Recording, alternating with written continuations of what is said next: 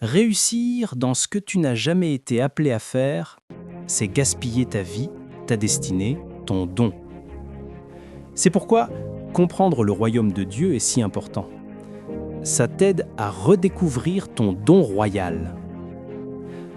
Un jour, les disciples de Jésus se questionnaient au sujet de la grandeur. D'ailleurs, si nous sommes honnêtes avec nous-mêmes, nous désirons tous être grands, une meilleure version de soi. Certains d'entre vous sont frustrés parce que vous n'y êtes pas encore parvenus, même après 70 ans. Mais vous voulez être grand. Aucun humain ne souhaite être insignifiant. Le désir de grandeur est normal et divin. Si tu n'as aucun désir d'être grand, tu n'es pas normal. Tu es dans le déni. D'ailleurs, Jésus n'a jamais découragé le désir de grandeur, il l'a plutôt encouragé. Laisse-moi te le prouver. La Bible dit qu'il les entendait discuter et dire « Qui est le plus grand parmi nous ?»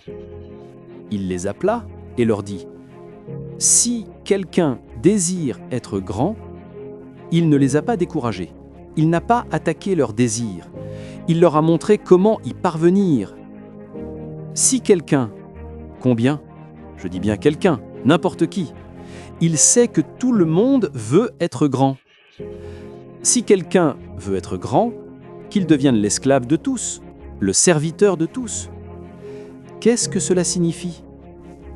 J'ai effectué des recherches sur les mots serviteur et esclave. Cela m'a bouleversé. Cela n'avait rien à voir avec la soumission. Le mot qu'il a utilisé signifie se déployer soi-même dans le monde. Pour être grand, sers ton don au monde. Pour faire cela, tu dois d'abord découvrir ce don. C'est pour cela que tu as un boulot. Tu n'as pas encore découvert ton trésor, ton don. Toutes les personnes véritablement grandes dans ce monde, si tu les étudies, et j'ai fait de nombreuses recherches, en commençant par Abraham, tu verras que dès qu'une personne découvre son don, elle devient automatiquement grande. Tiger Woods, le golfeur professionnel américain, n'a jamais été à une école de leadership, il n'a jamais pris de cours de supervision ou de management, et pourtant, il influence le monde entier. Il a trouvé son don et il l'a servi au monde. Quand tu trouves ton don, les gens te trouveront. Je le répète, quand tu trouves ton don, les gens te trouveront. Si tu veux échouer, imite les autres.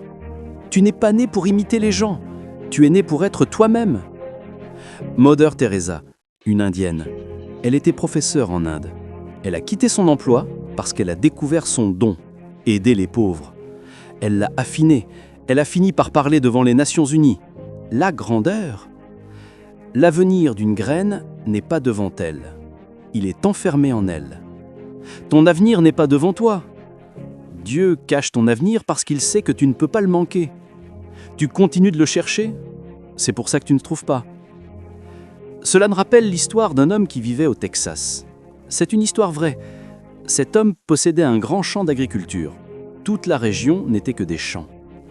Un jour, il entendit que sur la côte ouest, on avait trouvé du pétrole et de l'or. Il décida qu'il voulait devenir riche et grand. Il mit ses terres en vente. Elles valaient 70 000 à 80 000 dollars. Il la vendit pour 38 000 dollars, parce qu'il voulait rapidement de l'argent pour acheter des ânes et des pioches. Il partit chercher de l'or et du pétrole sur la côte ouest. 3 mois plus tard, l'homme à qui il avait vendu son champ était dehors avec les vaches. Il commença à creuser pour chercher plus d'eau. Sur cette même ferme vendue pour 38 000 dollars, du liquide noir commença à jaillir du sol. Il réalisa que c'était le plus grand gisement de pétrole du Texas. Une histoire vraie. Cet homme devint instantanément l'un des hommes les plus riches d'Amérique, avec cette terre de 38 000 dollars.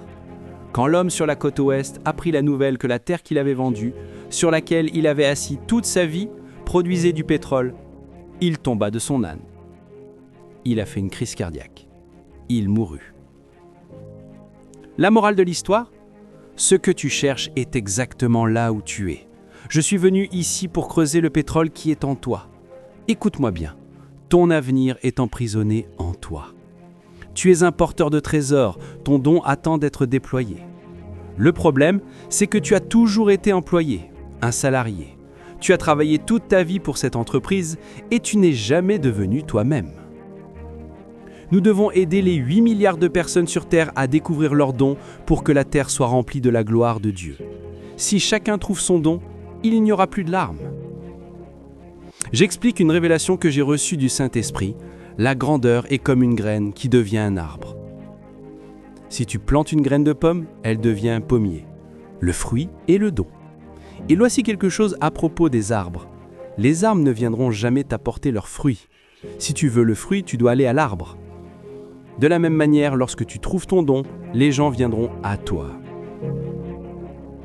J'ai regardé Tiger Woods un jour. 3000 personnes le suivaient sur le terrain. Il n'avait même pas 30 ans à l'époque. Ils suivent son fruit. Pourquoi personne ne te cherche ? Moi-même, j'ai reçu plus de 800 invitations pour parler en une seule année. 800 ! Je n'ai jamais distribué une seule carte de visite. J'ai affiné mon don. J'ai affiné mon don. Tu es chargé. Ne laisse pas le cimetière l'emporter. Tu es un touche-à-tout, mais qui ne maîtrise rien. Et c'est ça ton problème. Une chose à propos d'un pommier, il ne donnera jamais des mangues. Il ne donnera jamais des bananes. Il ne donnera jamais d'oranges. Il ne donne que des pommes. Alors comment pouvons-nous être confus avec toi ? Tu changes sans cesse de carrière ? En quoi es-tu connu ? C'est ça ta grandeur. Au fond de toi se trouve un don qui crie « Laisse-moi sortir ». Ton énergie est emprisonnée dans ton don. Si tu te sens fatigué, c'est parce que tu n'as pas trouvé ton don. Si tu te sens sans énergie, lent, larieux, c'est que tu n'as pas trouvé ton don.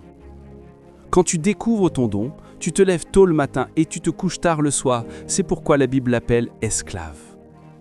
Tu deviens esclave, non pas aux gens mais à ton don. Tu le sers tellement que tu en deviens esclave. Non pas aux gens mais à ton don. Tu le sers tellement que tu en deviens esclave. Et alors, on t'appelle grand. Pendant que toi tu sors, moi je dois étudier, tu vois. Comme ça, quand tu te réveilles, je peux t'enseigner. C'est moi l'esclave, pas toi.